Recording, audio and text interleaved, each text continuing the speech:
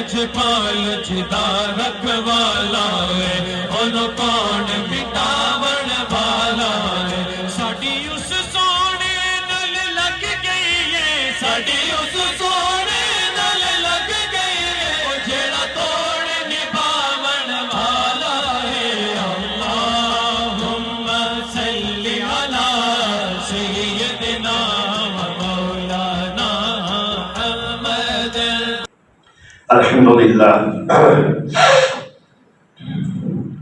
الحمدللہ رب العالمین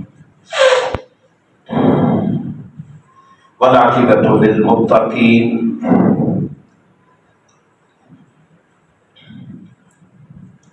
والصلاة والسلام علی سید الانبیاء والمرسلین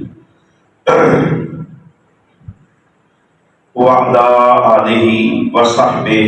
اجمعین اما بعد فاعوذ باللہ السمیع العلیم من الشیطان الرجیم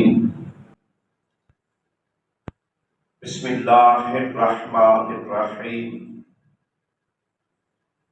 وَأَقِیمُوا الصَّلَاةَ وَآتُوا الزَّکَاةَ وَارْكَعُوا مَعَ الرَّاكِعِينَ آمنت باللہ صدق اللہ مولانا العظیم قال اللہ تبارک وتعالی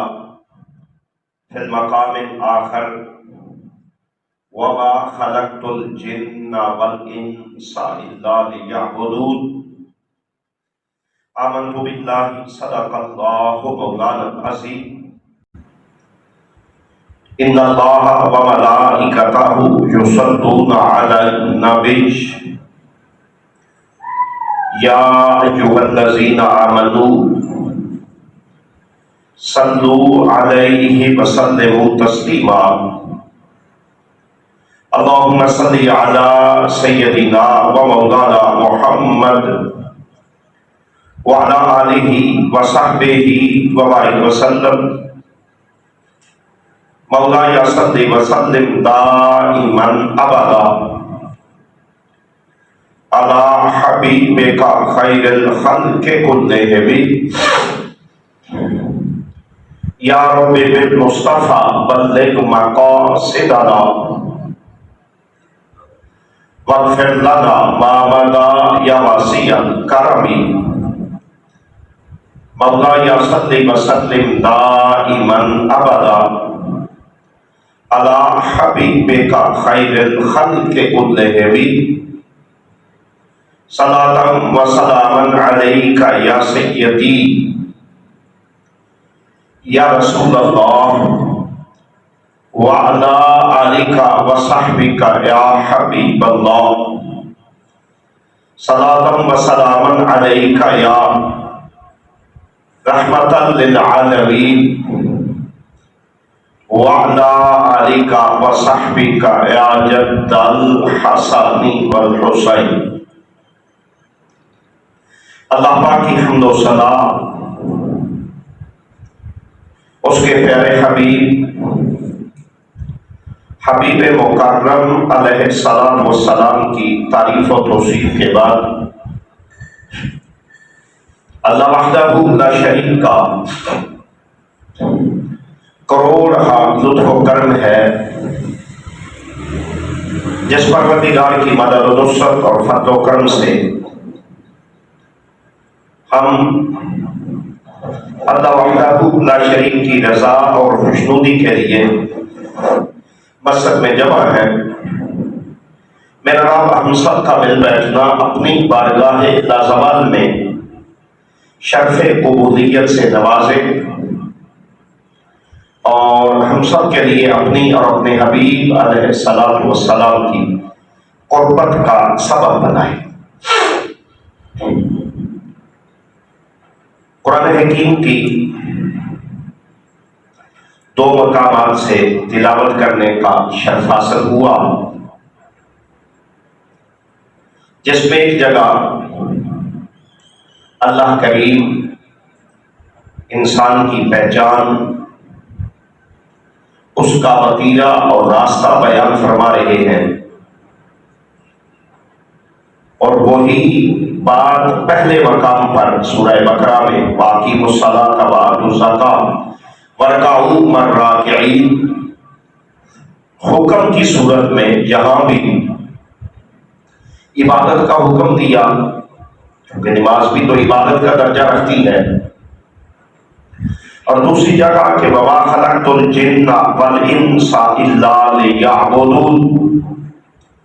کہ ہم نے جن و انسان کو تخلیق نہیں فرمایا مگر صرف الا لیعبدون اپنی عبادت کے لیے۔ عبادت ایک ایسے تصور کو اور پھر ایسے عمل کو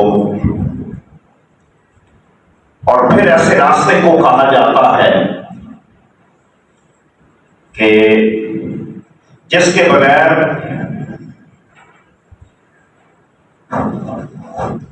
نہ تو چارہ ہے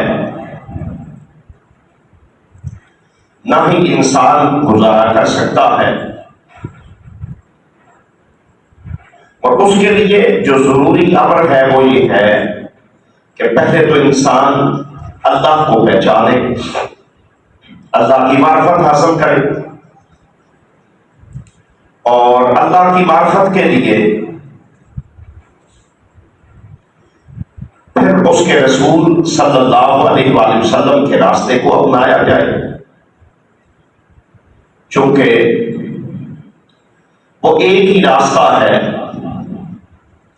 جس سے اللہ کریم کی معرفت، اللہ کی پہچان اور اللہ کی قربت حاصل ہو سکتی ہے، جسے ہم یوں کہہ سکتے ہیں کہ پہچان ضروری ہے توحید کی اور پھر رسالت کی، مگر توحید کی پہچان کے لیے چونکہ رسالت کا راستہ ہے، اسوہ بھی، سیرت بھی، کردار بھی، محبت بھی، یہ ساری رسالت مآب صلی اللہ علیہ وآلہ وسلم کی ہوں گی تو انسان اللہ کی معرفت بھی حاصل کر سکتا ہے۔ اور یاد رکھنے والی بات ہے کہ پھر عبادت میں اسے لذت اور عبادت میں خشوع و خضوع بھی حاصل ہو سکتا ہے۔ اب کہ وَمَا خَلَقْتُ الْجِنَّ وَالْإِنسَ إِلَّا لِيَعْبُدُونَ عبادت کا تصور اور گمان اس طرح کا ہے کہ پھر خالق کائنات نے، بعض اوقات ساتھی کہتے ہیں کہ فضائل کی کیا ضرورت ہوتی ہے کہ جو لوگوں کو لبھانا، لوگوں کو جنت کے راستے کی طرف چلانا، یہ میرا اور آپ کا وتیرہ نہیں، یہ خود اللہ کریم کی سنت مبارکہ ہے کہ آپ قرآن حکیم میں دیکھیں خالق کائنات نے صاحبان ایمان، صاحبان عبادت کو نہ صرف پسند کیا ہے بلکہ بڑے مقامات پر ان لوگوں کا ذکر بھی فرمایا۔ بڑے خوبصورت انداز میں ایک جگہ ہے کہ اللہ فرماتا ہے ان الابرار لفی نعیم کہ بے شک نیکوکار ہی ایسے ہیں کہ جو چین میں ہوں گے۔ پھر ایک جگہ ان اللہ یحب المتقین بے شک اللہ متقین سے محبت فرماتا ہے۔ پھر بڑے خوبصورت انداز میں، استفہامیہ انداز میں اللہ فرماتے ہیں کہ الیس اللہ بکاف عبدا کہ جب بندہ میرے راستے پر چل پڑتا ہے تو پھر اللہ ایسی ذات ہے کہ پھر وہی اس کے لیے کافی ہو جاتی ہے۔ پھر بڑے خوبصورت انداز میں فرمایا کہ وَكَفَى بِاللَّهِ وَكِيلًا وَكَفَى اللَّهُ الْمُؤْمِنِينَ الْقِتَالَ پھر یہی فضیلت بیان فرماتے ہوئے کہ فی مقعد صدق عند ملیک مقتدر اور ان سب کی معراج عطا فرمائی کہ الا بے ذکر اللہ تطمئن القلوب کہ انسان بیچارہ مارا مارا پھرتا ہے، اور دنیا کی سب سے بڑی معراج ہے انسان کا سکون۔ وہ بعض اوقات یہ سمجھتا ہے کہ مجھے شاید فلاں مقام مل گیا، میں شاید فلاں مرتبے پر پہنچ گیا، مجھے یہ پروٹوکول مل گیا، میری زندگی میں یہ مقصد شاید رہ گیا، یہ مل گیا۔ اسی یہ یوں یا میں انسان کی زندگی اس طرف اور اس راستے پر چل پڑتی ہے کہ جو راستہ نہ تو کامیابی والا ہے اور نہ ہی کامرانی والا ہے۔ کہتے ہیں حضرت فضیل بن عیاض رحمت اللہ تعالی بہت بڑی شخصیت سیرت کی دنیا میں، حدیث کی دنیا میں، اور پھر آج بھی حضرت فضیل بن عیاض رحمت اللہ تعالی علیہ کی سیرت مبارکہ کی کتاب قیامت تک کے لیے نہ صرف محبت رکھتی ہے، قبولیت کا درجہ رکھتی ہے، بسم اللہ، بلکہ قیامت تک کے لیے سیرت نگاروں میں جب بھی حضرت فضیل کا یا سیرت کا نام آئے گا تو حضرت فضیل کا نام ہوگا، اور جب حضرت فضیل کا نام ہوگا تو سیرت کا نام ہوگا۔ اتنا بڑا درجہ اور مقام اس اتنے بڑے بسم اللہ اس اتنے بڑے مقام اور مرتبہ میں میں نے اس کیا کہ حضرت فضیل اوائل میں کسی عورت سے تعلق تھا، محبت فرماتے تھے، جوانی کا عالم ہے، اس کی اپنی ایک دنیا ہے، اپنی مستانی ہوتی ہے۔ اب حضرت فضیل بن عیاض رحمت اللہ تعالی علیہ چل پڑے، کہیں کوئی بات ہوئی تھی، ملاقات کا سبب بنا، اب ملاقات کے لیے وہاں جانے لگے، جو ہی سیرت نگار کہتے ہیں کہ آپ وہ دیوار پر چڑھے،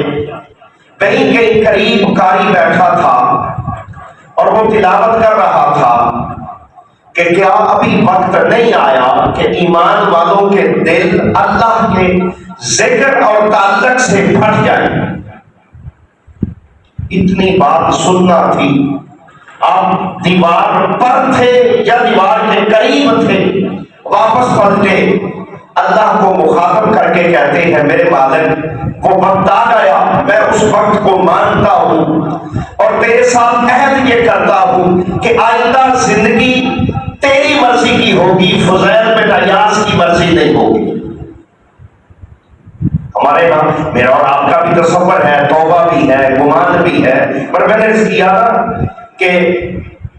وہ جو خالق کائنات کے عذاب ذکر اللہ تطمئن القلوب کا ایک تمغہ عطا کیا، پھر فضیل بن عیاض اس راستے سے ہٹے، اس راستے کو اپنا لیا جو اللہ اور اس کے رسول والا ہے، تو پھر آج بھی حضرت فضیل بن عیاض رضی اللہ تعالیٰ عنہ کے تقوی و طہارت کی بھی مثالیں دی جاتی ہیں۔ ہم چلے تھے کہ عبادت جو یاد رکھنے والی بات ہے، چونکہ نہ برج کا نام ہے، عبادت انسانی زندگی گزارنے کے لیے جس طرح بندہ کھاتا ہے پیتا ہے، صوفیاء فرماتے ہیں اس کھانے پینے سے بھی بڑھ کر جو ضرورت ہے اور جو ضروری امر ہے بندے کے لیے وہ یہ ہے کہ وَمَا خَلَقْتُ الْجِنَّ وَالْإِنسَ إِلَّا لِيَعْبُدُونِ۔ اللہ فرماتا ہے ہر کسی کی اپنی تعریف کی، پر جب اس کے بندے کی باری آئی وہ فرما سکتا تھا تجھے رزق کی تلاش کے لیے بھیجا ہے۔ اب دنیا جہان کے مفسرین کو آج کے دن تک پڑھ دیں کہ تجھے رزق کی انکار نہیں کیا جا سکتا، مگر جو معاملہ ہے وہ معاملہ یہ ہے کہ اگر ہم اللہ اور اس کے رسول والے رستے پر چلیں گے،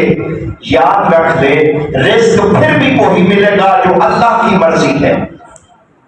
بندہ کہے کہ میں رزق اپنی مرضی سے حاصل کر سکتا ہوں، یہ بندے کی نہ کوشش سے ہے نہ مرضی سے ہے،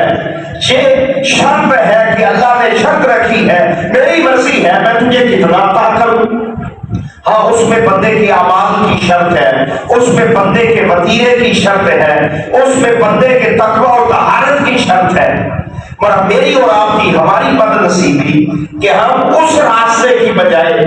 ہم شاید یہ سمجھتے ہیں کہ سکون نام ہے میری گاڑی بڑی ہو جائے، سکون نام ہے کہ کسی اچھی کمپنی کی گاڑی ہو جائے، سکون نام ہے کہ شاید میرے لیے میرے گھر کی سہولیات میں تبدیلی کا نام سکون ہے۔ یاد رکھ لیں، سکون کے متعلق کہتے ہیں کہ فرشتے سے مالک نے کہا، فرشتہ کہتا ہے مولا بندے کا سکون کہاں رکھوں؟ آسمان میں رکھ دیتے ہیں، کہا نہیں، کہا پھر مالک زمین کے اندر رکھ دیتے ہیں، فرمایا یہ بڑا تیز ہے، یہ وہاں سے بھی نکال لے گا۔ مالک پھر کہاں رکھوں؟ کہا اس کا سکون اس کے اندر رکھو، یہ اپنے آپ کو کھوجے گا تو سکون ملے گا۔ مگر آج ہمارے لیے بد نصیبی ہے، ہم ہر چیز کو ایکسپلور کر لیتے ہیں، بندہ نہیں کرتا تو اللہ اور اس کے رسول کے تعلق کو۔ میں نے اس کیا نا کہ اللہ اور اس کے رسول صلی اللہ علیہ وسلم کا جو تعلق ہے، جو سمجھنے والی بات ہے، جسے بھی حاصل ہو گیا۔ حضرت نوح علیہ السلام اب بڑی سی، چونکہ آپ کیل میں ہے، کشتی بنائی، جب کشتی بنا رہے تھے، بہت بڑی کشتی تھی، ایک بڑھیا آئی، نوح کیا کر رہے ہو؟ کہا کشتی بنا رہا ہوں۔ اچھا کیا کرو گے؟ کہا میرے پاس اللہ کا امر ہے کہ پانی آئے گا اور وہ ساری کائنات میں ہر کسی کو خس و خاشاک کی طرح بہا کر لے جائے گا۔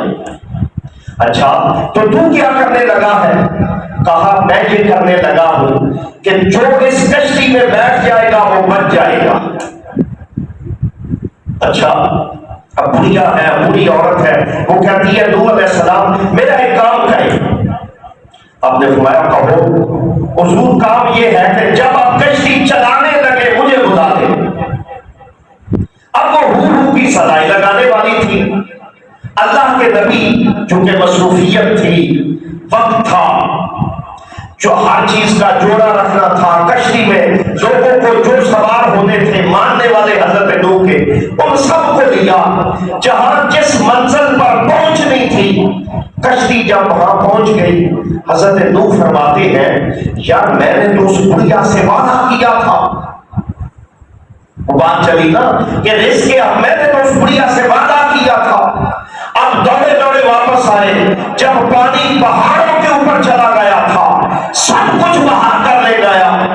حضرت نوح علیہ السلام حیران رہ گئے، دیکھا اس بڑھیا کی وہ جو جھگی خیمہ تھا وہ آباد ہے۔ اب دوڑے گئے، یہ کیا ہوا کہ پانی کے سامنے تو بڑی چیزیں خسو خاشاک کی طرح بہہ گئی۔ اندر گئے تو وہ بڑھیا سر جھکائے اپنے رب سے، مستغصب ہے اور مالک کے گل گا رہی ہے۔ اور حضرت نوح جب سب گئے احساس ہوا اللہ کے نبی آپ آ گئے، میں آ گیا، کیا حکم ہے چلے؟ آپ نے کہا اللہ کی بندی عجیب سی باتیں کرتی ہے، طوفان تو آ گیا، وہ ہر کسی کو بہا کر لے گیا۔ کہا اللہ کے بندے میں قسم اٹھاتی ہوں، میں جب تمہیں بتا کے آئی اپنے اللہ سے تعلق میں ہوں، طوفان گزر گیا، مگر میرے اللہ کے تعلق نے میری جھگی کے قریب بھی طوفان کو نہیں آنے دیا۔ یعنی ایک راستہ ہے کہ بندہ خود اپنے کاموں میں لگ جائے، اور اس سے بڑھ کر ہے کہ جب اللہ سے تعلق میں انسان نکلتا ہے، چلتا ہے اللہ سے، جب اللہ سے تعلق میں نکلتا ہے تو یاد رکھنے والی بات جو ہے، جہاں ایک بندہ اپناتا ہے کہ میری مرضی کا تصور ہوگا، میری مرضی ہوگی، نہیں، ایک ہی راستہ ہے جو سیرت مصطفیٰ کا ہے صلی اللہ علیہ وآلہ وسلم، اسی راستے پر بندہ سوار ہوگا تو اس کے لیے کامیابی ہے۔ اس راستے کو نہیں اپنائے گا تو یاد رکھنے والی جو بات ہے وہ یاد رکھنے والی وہی بات ہے کہ پھر انسان سب کچھ ہو سکتا ہے، کامیاب نہیں ہو سکتا۔ کامیابی اگر ملتی اپنے مائنڈ سے، اپنے عقل سے، اپنے کسوٹی سے، تو ابو جہل مکہ کے فرما رواؤں میں شامل ہے۔ اگر اسے کوئی دولت یا کوئی ایسے دولت سے ملتی تو اسی ابو جہل کے ساتھ ابو لہب کا وجود ہے، خوبصورت بھی ہے، عربی النسل بھی ہے۔ کہتے ہیں ابو لہب اس لیے کہتے ہیں کہ وہ جب مسکراتا تھا تو اس کے چہرے سے ایسے سرخی نکلتی تھی، یوں لگتا تھا کہ وہ سرخی اس کی گالیں پھاڑ کر باہر آ جائے گی۔ لہب وہ شودوں کی طرح نظر آتا تھا، پر دیکھ لیں کمپیریٹیو میں وہ اچھی نسل سے بھی ہونے کے باوجود میرے آقا صلی اللہ علیہ وسلم کے راستے میں آیا، ناکام و نامراد ہو گیا۔ اور دوسری طرف حضرت بلال آتے ہیں، آتا ہی کچھ نہیں، غلام بن غلام ہے۔ حضرت بلال رضی اللہ تعالیٰ عنہ، حضرت زید میرے آقا صلی اللہ علیہ وسلم کے غلاموں میں شامل ہے۔ صحابہ اکرام کا کتنا وہ سارا سلسلہ ہے، مگر جو قربان جانے والی بات ہے، ابو جہل و ابو لہب ناکام و نامراد ہو گیا، اور حضرت بلال کو وہ مقام نصیب ہو گیا کہ بلال مکہ میں چلتا ہے، مگر میرے آقا صلی اللہ علیہ وسلم معراج کی رات واپس تشریف لائے۔ بلال کیا کام کرتے ہو؟ یہ ہے سیرت مصطفیٰ۔ یا رسول اللہ وہی کرتا ہوں جو آپ نے بتایا، میرا کوئی اضافی کام تو نہیں ہے، کسی ایڈیشنل ایکٹیویٹی میں شامل نہیں ہوں۔ کہا نہیں، کہا بس یا رسول اللہ ایک عمل ایسا ہے کہ جب بھی نوافل ادا کرتا ہوں، وضو کرتا ہوں تو نوافل پڑھتا ہوں۔ اچھا بلال تیرا یہ عمل مالک کو اتنا پسند آ گیا کہ تو چلتا مکہ کی گلیوں میں ہے، مگر تیرے چلنے کو اللہ اتنا پسند کرتا ہے کہ میں نے معراج کی رات تیرا زمین پر چلنا نہیں، عرش کی بارگاہ سے ہوتے ہوئے تیرا تو چلتا زمین پر ہے، پر تیرا چلنا جنت میں سنائی دیتا، تیرا چلنا، جس کا مطلب یہ ہے، یاد رکھنے والی جو بات ہے۔ پھر ہم ایک اور بات، حضرت ابراہیم بن ادم بہت بڑے سلطان، ابراہیم بن ادم بہت بڑے ولی اللہ ہوئے، بہت بڑے ولی اللہ، اور آپ کا کی حکومت اور آپ کی سلطنت یہ کوئی 2 ڈھائی 3 بڑے اعظموں پر شامل تھی۔ سلطان ابراہیم بن ادم اپنے بستر پر آرام فرما ہے کہ محسوس ہوا چھت پر کوئی چل رہا ہے۔ میں اور آپ بھی ہوں تو محسوس ہوتا ہے چل جائے کہ سلطان ابراہیم بن ادم پریشان ہوئے، آواز دی کون ہے؟ اب مادر کا رنگ ہے، اب یقین کیجئے وہ بندہ بڑا خوش نصیب ہوتا ہے جسے اللہ کبھی کبھار کچھ نہ کچھ پریشانی سے، تکلیف سے اپنی طرف بلا دیتا ہے، بڑا خوش نصیب ہے۔ کبھی پریشانی آ گئی، کبھی تکلیف آ گئی، کبھی اسے کوئی ایسی رکاوٹ بن گئی، جس کا مطلب کیا ہے کہ اللہ بندے کو اپنی طرف بلاتا ہے، اور اللہ کا بندے کو بلانا اور بندے کا رجوع کرنا اتنا بڑا عمل ہے، اتنا بڑا عمل ہے کہ خالق کائنات کو دن کے اعمال میں سب سے بڑھ کر یہ پسند ہے کہ بندہ اعلان یہ کرے، مولا میں شاید صحیح راستے پر نہیں تھا، چاہتا ہوں کہ سیدھا راستہ ملے، اور اس سیدھے راستے کی طرف، اللہ کی طرف آنے کے عمل کو اللہ سارے اعمال سے سب سے بہتر پسند کرتا۔ لہذا وہ کبھی پریشانی بھی آ جاتی ہے، کبھی انسان کی مرضی کے مطابق جو کوشش ہوتی ہے وہ رزلٹ بھی نہیں بنتا۔ اس لیے حضرت علی کا بڑا خوبصورت فرمان ہے نا کہ میں ارادہ کرتا ہوں ٹوٹ جاتا ہے، تو میں یہ سمجھتا ہوں کہ کوئی ذات علی سے بڑی ذات ہے جو علی کے ارادوں کو توڑتی ہے، اسی ٹوٹنے کے باعث فرماتے ہیں مجھے توحید ملی ہے۔ اگر حضرت علی جو سلطان الاولیاء، جو ولایت کا بادشاہ، اور پھر میں اور آپ اور ہماری حالت تو یہ ہے، اللہ معاف کر دے، کہ کوئی شاید ایک آدھ معاملہ ایسا ہو جائے تو ہمیں پریشانی بن جاتی، مگر جو میں نے اس کیا کہ ایمان اسی کا نام ہے، ایمان اسے کہتے ہیں کہ پھر انسان جب اللہ کے راستے کو اپناتا ہے، یاد رکھ لیں اللہ کے راستے کی پہچان ہی یہ ہے کہ اللہ اسے اپنی قربت سے، اب یہ کیا ہے، ہر بندہ نماز پڑھ سکتا ہے، مگر کبھی اپنے دل پر ہاتھ رکھ کے دیکھیں کہ نماز مجھے اور آپ کو ضرور اس راستے پر لے جاتی ہے جو راستہ اللہ کی پسند والا ہے، جو اللہ کی پسند والا ہے۔ پر شرط ہے کہ بندہ کرے صحیح، بندہ پہلے ہی تھکا ہو، پہلے ہی اس راستے کو نہ اپنائے جو کہ ہم شارٹ کٹس میں ہوتے ہیں۔ اس لیے شارٹ کٹ انسان کے لیے بعض اوقات پریشانی کا سبب بھی بنتے ہیں، مگر اللہ کا تعلق کسے کہتے ہیں؟ اللہ کا تعلق یہ ہے کہ وہ میں نے اس کیا کہ حضرت سلطان ابراہیم بن ادہم اب اپنے بیٹ پر ہے،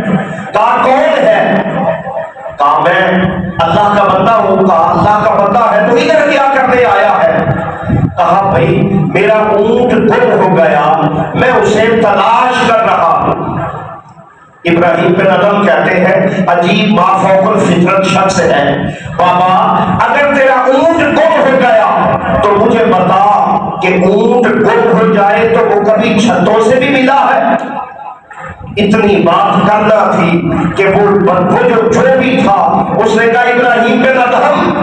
اگر اونٹ چھت سے نہیں ملتے تو مجھے بتا جس کیفیت میں تو سو رہا ہے کیا اس طرح سونے سے کبھی اللہ بھی ملا ہے؟ اس طرح سونے سے حضرت سلطان ابراہیم بن ادہم نے یہ بات سننا تھی کہ آپ اٹھے، بندہ تھوڑا سا وہ بندے کے پاس کچھ ہونا تو وہ قربان کرنا مشکل ہو جاتا ہے۔ کبھی آپ آزما کے دیکھ لیں، ہمارا ماحول ایسا بن گیا کہ کچھ 2 رکعتیں زیادہ ادا کر لے تو ان 2 رکعتوں کی ادائیگی پر بندہ شاید یوں سمجھتا ہے کہ مجھے پتہ نہیں کیا ہو گیا، میں وہ صرف مسیحی ہو کے رہ گیا۔ اور آج نہ صحیح کل سے ہی انسان اگر اس راستے کو دیکھے جو راستہ کامیابی والا ہے، جو یاد رکھنے والی بات ہے وہ یہ ہے، میں ہمیشہ کہتا ہوں اب ڈیوٹی بھی ہے کہ جو کہنے میں جو ضروری امر ہے وہ یہ ہے کہ ہمیں اللہ اور اس کا رسول کا راستہ سنا تو ہے، کہیں سے کانوں میں بھی پڑ گیا، لا الہ الا اللہ محمد الرسول اللہ صلی اللہ علیہ وسلم کا وہ تصور بھی مل گیا، اور ہم اس سارے تصور پر آج بھی اس انداز میں بیٹھے ہیں کہ شاید میں نے 2 شعر پڑھ لیے ہیں تو میرا ایمان اتنا بڑا بن گیا کہ وہ سمندر بھی اسے سنبھال نہیں سکتے۔ میں نے کہا تھا وہ شارٹ کٹس والا معاملہ ہے کہ میں شاید محفل میں چلا گیا یا اس محفل میں کوئی کلو چنے لے کر دے دیے ہیں تو اب میں ایسا بندہ ہوں کہ جسے چابی مل گئی ہے جنت کی، میری مرضی ہوگی میں دروازہ جس کے لیے کھولوں یا نہ کھولوں۔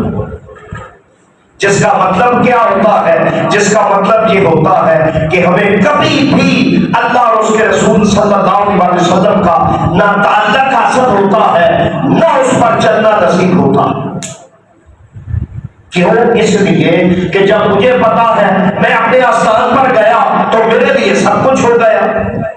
وہاں نہ پابندی ہے نماز کی، نہ روزے کی ہے، نہ حج اور زکات پوچھا جائے گا، نہ اس جبین کو جھکنا نصیب ہوگا۔ بابا جب یہ سارے معاملات نہیں ہوں گے تو پھر جو یاد رکھنے والی بات ہے، پھر وہ جو سکون اللہ فرماتا ہے کہ میرے دل کی دنیا کے اندر اس انداز میں رکھ دیا کہ صوفیاء فرماتے ہیں کہ ہم تو کہتے ہیں نا نماز قضا ہو گئی، بلکہ اب تو کل پرسوں میری کسی بھائی سے بات ہو رہی تھی، وہ فرماتے ہیں میں تو 5 نمازیں اکٹھی پڑھ لیتا ہوں۔ آپ یقین کیجئے کہ یعنی کل یا پرسوں 2 دنوں میں بات ہو رہی تھی۔ اب یہ طریقہ وہ کون سا طریقہ ہے؟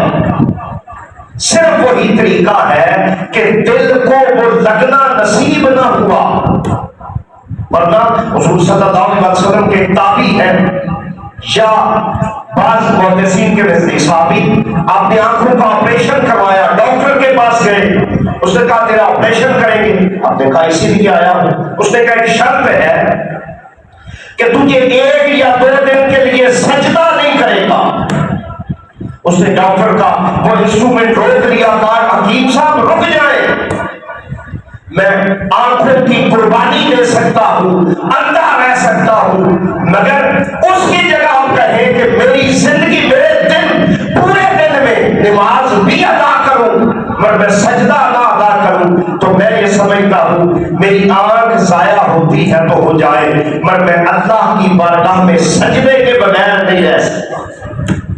میں اللہ کی بارگاہ میں سجدے کے بغیر، میرے کریم آقا صلی اللہ علیہ وسلم، میں کئی بار عرض کرتا ہوں کہ آپ نے نماز عشاء ادا فرمائی ہے، جب آپ علیہ الصلوۃ والسلام کی طبیعت مبارکہ، آپ بیماری کی کیفیت میں ہیں، اور اس بیماری کی کیفیت میں آپ نے 3 دفعہ غسل کیا ہے، ایک بار بھی نہیں، ایک بار غسل کیا، آپ آئے مسجد نبی کے دروازے پر کھڑے ہوئے، اپنے ان غلاموں کو نماز پڑھتے ہوئے دیکھا، طبیعت مبارکہ میں کمزوری تھی، اب پھر واپس تشریف لے گئے، پھر واپس گئے، پھر اللہ سے راز و نیاز کا سلسلہ جاری ہوا، پھر آپ فرماتے ہیں حضرت عباس اور حضرت علی نے پھر تیاری کروائی، پھر آپ نے غسل کیا، اب پھر تشریف لائے، پھر اپنی جماعت کو نماز پڑھتے ہوئے دیکھا، پھر طبیعت مبارکہ میں وہی معمول ہوا، اب پھر تشریف لے گئے، پھر میرے آقا تیسری بار غسل فرما کر تشریف لائے۔ اب سلام ہے ان لوگوں کو کہ جو حضور کے ماننے والے ہیں، تیسری دفعہ غسل کے وقت بھی مسجد میں موجود ہے، مسجد میں موجود ہے، اور میرا اور آپ کا سلسلہ،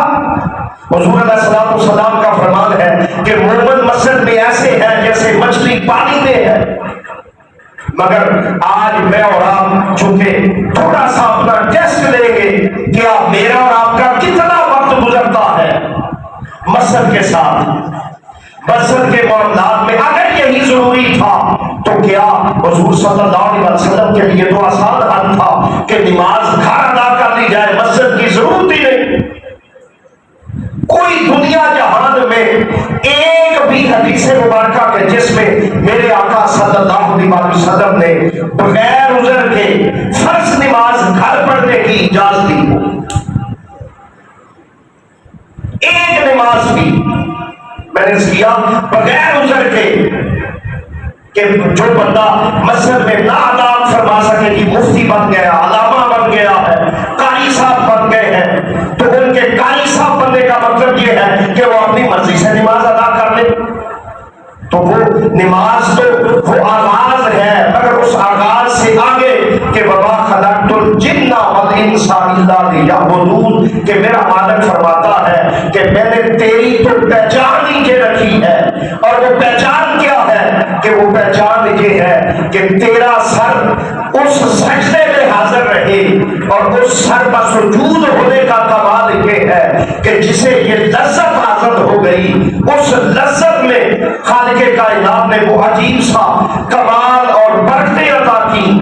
کہ جس لذت کا عالم یہ ہے، بسم اللہ، کہ جس سجدے کی کیفیت یہ ہے کہ اقبال علیہ رحمت فرماتے ہیں یہ کیفیت ہی وہ کیفیت ہے کہ جو ساری کیفیتوں کو تبدیل کر دیتی، جو ساری، مگر اس کے لیے جو ضروری تھا میری اور آپ کی اولاد، ہم اسے بچپن میں وہ ترتیب دے، ان کی تربیت فرمائیں کہ وہ اللہ اور اس کے رسول کے راستے کی طرف چلنے والی ہو، تو پھر وہ صدقہ جاریہ ہے جہاں میں ہمیشہ کہتا ہوں نہ قاری کی ضرورت ہے، نہ فتوے کی ضرورت ہے، اولاد ایسی ہو جائے کہ جو اللہ اور اس کے رسول صلی اللہ علیہ وسلم کے راستے پر چلنے والی ہو۔ آپ یقین کیجئے کائنات کا سب سے بڑا صدقہ جاریہ، کائنات کا سب سے بڑا، صاحب مشکات فرماتے ہیں کہ بندہ قبر سے اٹھے گا، وہ اپنے سامنے انبار دیکھے گا، پہاڑی، مالک یہ کیا ہے؟ فرشتے کہیں گے تیرا ہے، وہ کہے گا نہیں، مجھے تو پتا میں کہیں دعوت تھا، میرا نہیں ہے۔ فرشتے سے بحث ہو جائے گی، بحث ہونے کا مطلب یہ ہوگا ان کی بات خوش نصیب ہے، اللہ کے ہاں چلی گئی۔ مالک فرمائیں گے کیا کہتا ہے؟ وہ کہتا ہے حضور یہ کہتا ہوں کہ میں تو کچھ بھی نہیں لے کے آیا، میرے پاس تو ہے ہی کچھ نہیں۔ اللہ فرمائے گا یہ عمل تیرے ہیں۔ بولا میں اب مالک کی ذات ہے، مگر میں کیسے کہوں؟ کہا کہنے کی ضرورت نہیں، دنیا میں جو اولاد چھوڑ کے آیا تھا وہ اولاد تیرے لیے ہاتھ اٹھاتی رہی، وہ ہاتھ اٹھنا اس لیول پر پہنچ گیا کہ آج تیرے سامنے پہاڑوں کے برابر اعمال رہتے ہیں۔ یہ امت پتہ نہیں کدھر، اب یقین کیجئے چیلنج کے طور پر میں کہتا ہوں کہ کل امت مسلمہ میں اہل تسنن کے ہاں ایک بھی محدث ایسا نہیں، علامہ ابن تیمیہ سمیت، جو اصحاب ثواب کا قائل نہ ہو۔ اختلاف اصحاب ثواب پر ہے ہی نہیں۔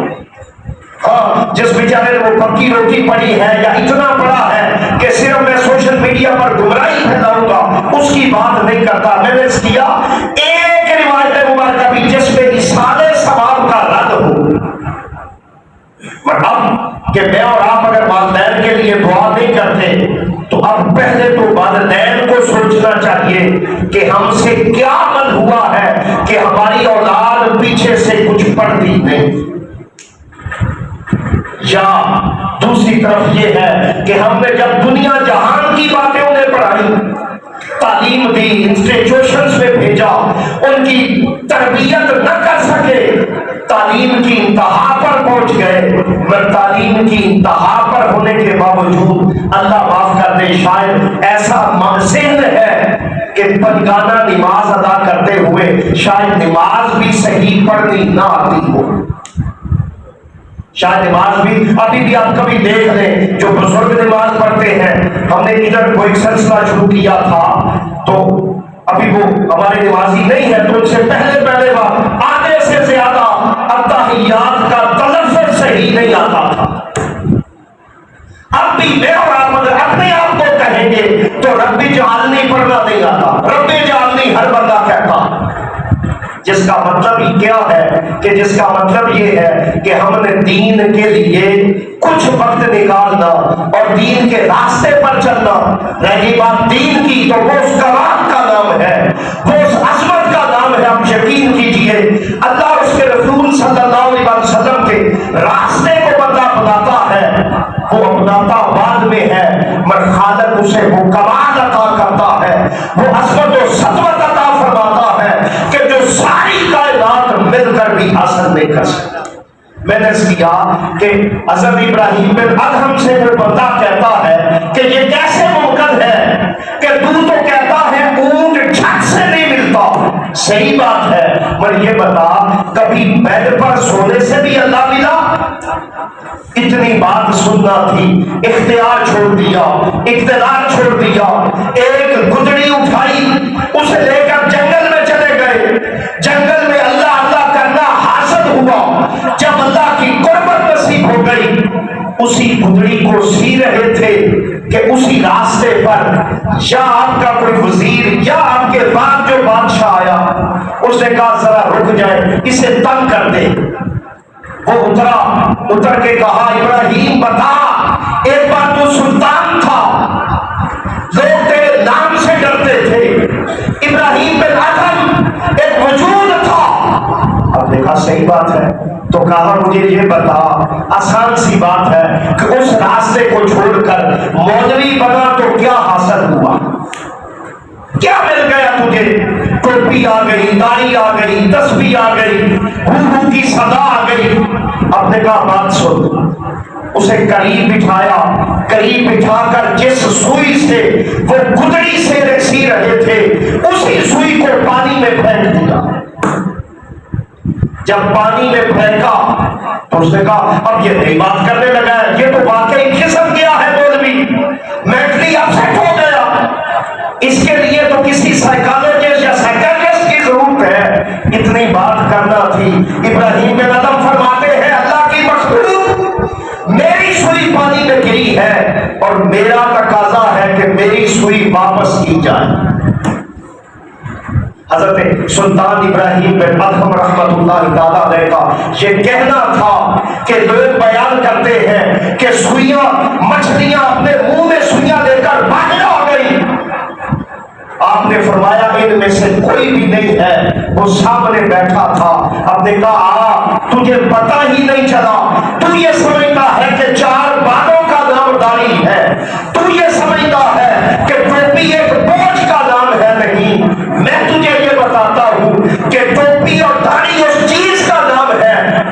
گفتائے او گفتائے اللہ بمن، جب تو اللہ کا بندہ بن جاتا ہے تو پھر اللہ کا بندہ بننے کا مطلب یہ ہے تیری زبان سے جو نکلتا ہے وہ ہوتا رہتا ہے۔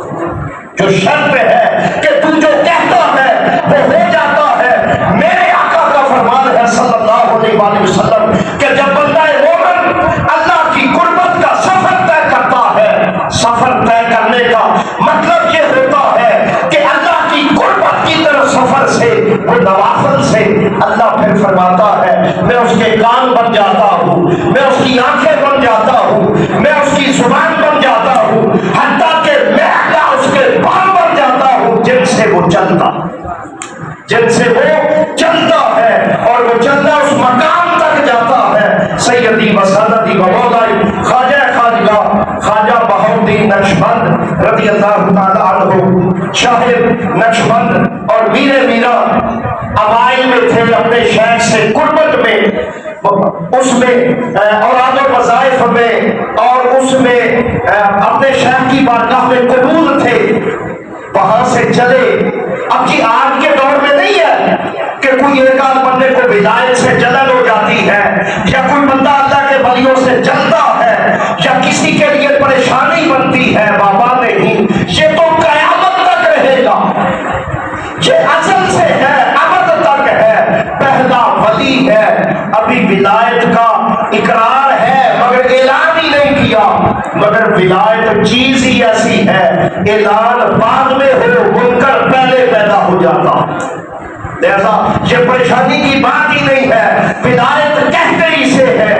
اب چل رہے تھے، بندہ سامنے آیا، کہتے ہیں بہاؤالدین جوان تھے، جوانی کا عالم تھا، چہرے پر نور تھا، تسبیحات کا آپ کے ماتھے مبارکہ سے ایک نور نکلتا تھا۔ کہا کہا بہاؤالدین کیا ملا؟ کہا کس سے؟ کہا اپنی جوانی کا عالم ہے جو کتابوں کی نظر کر دیا، اپنے کا اسے چھوڑ، تو کیا چاہتا ہے؟ بہاؤالدین نقشبند رضی اللہ تعالیٰ عنہ سے وہ بندہ کہتا ہے بتا اللہ کا بندہ کسے کہتے ہیں؟ اللہ کا بندہ آسان سی بات ہے، چھوٹی سی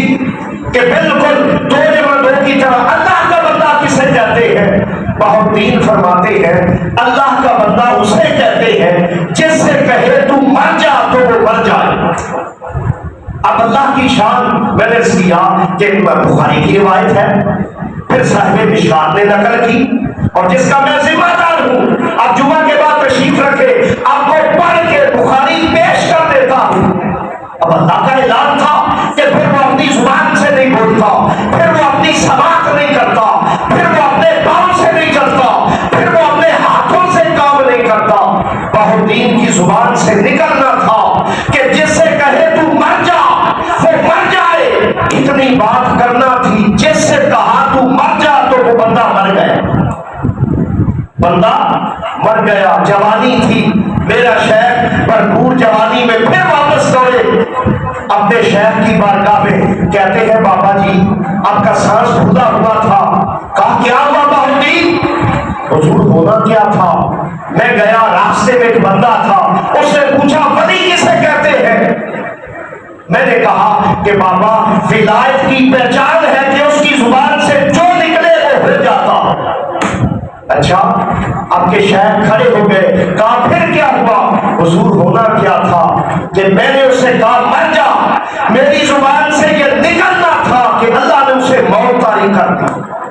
آپ کے شیخ نے بہاؤالدین کو سینے سے لگایا، کہا بہاؤالدین پریشان نہ ہو،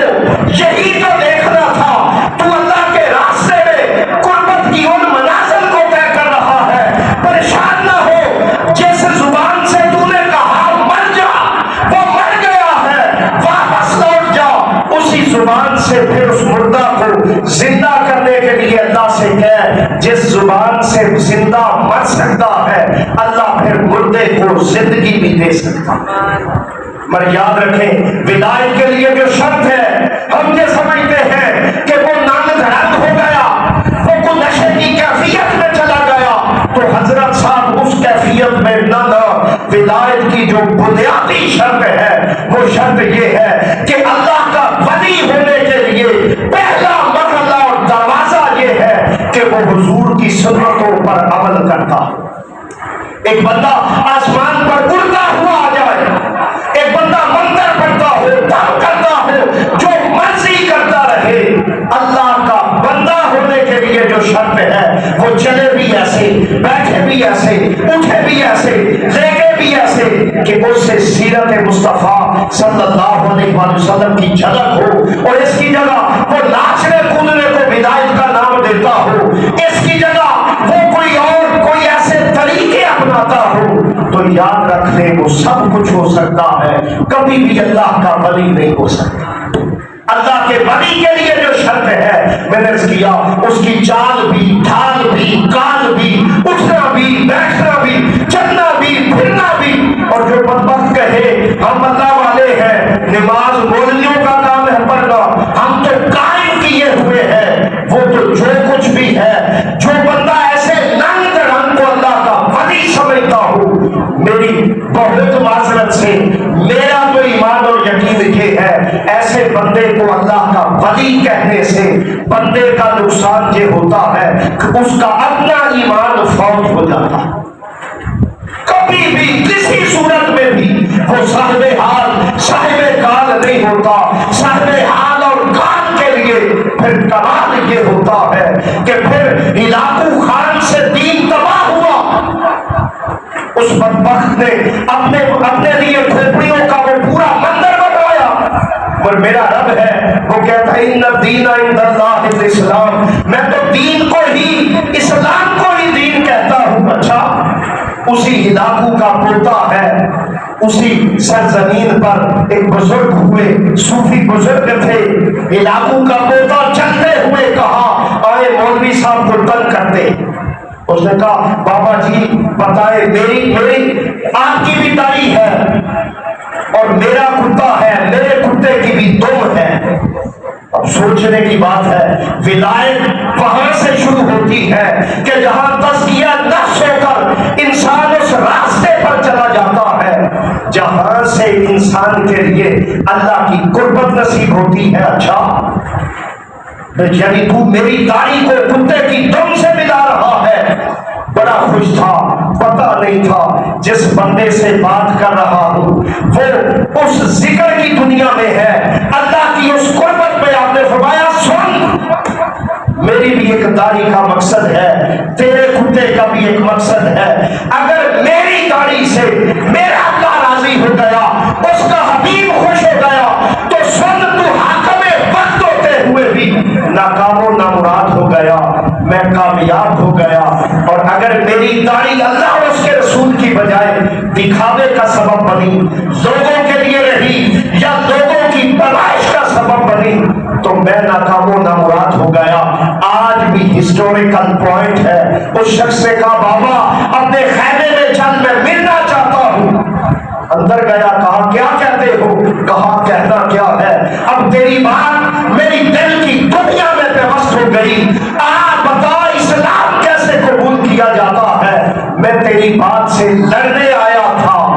पर तसव्वुफ इसे कहते हैं, सूफीज़्म इसे कहते हैं। और मैंने किया कि जो शर्त है, एक बंदा कहे कि नशा सूफीज़्म में आता है या मेरी कैफियत किसी सूरत में भी सूफीज़्म में तो कमाल है, जहां आम लोग जो काम नहीं करते सूफी कहते ही उसे है, जिसका दिल तहारत का वो सामान बन जाता है, जो तहारत तज़किया नफ्स के जरिए अल्लाह की उस कुर्बत को हासिल कर लेता है कि मेरा मालिक फरमाता है मैं कहीं रहता नहीं, ना मुझे कोई उठा सकता है, ना मुझे कोई संभाल सकता है, पर मर्दे मोमन का दिल होता है जिसमें अल्लाह फिर रहता भी है, फिर उसके दिल में अल्लाह से वो ताकत बन जाता है कि फिर वो कहते हैं कि दिल की दुनिया ही अजीब होती है। जब कभी गर्दन झुकाई देख,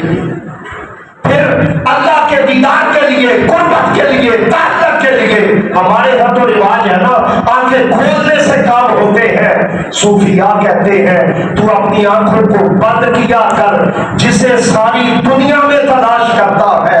कर्म हुआ तो वो बंद आंखों के पीछे कर्म ये होगा कि फिर तुझे वो लताइफ हासिल होके, तुझे वो तहारत حاصل ہوگی، تجھے وہ تزکیہ حاصل ہوگا۔ یہی وجہ ہے تزکیہ نفس دنیا میں اپنی مرضی سے کوئی نہ کر سکا، مگر اللہ کے ولی کی قربت سے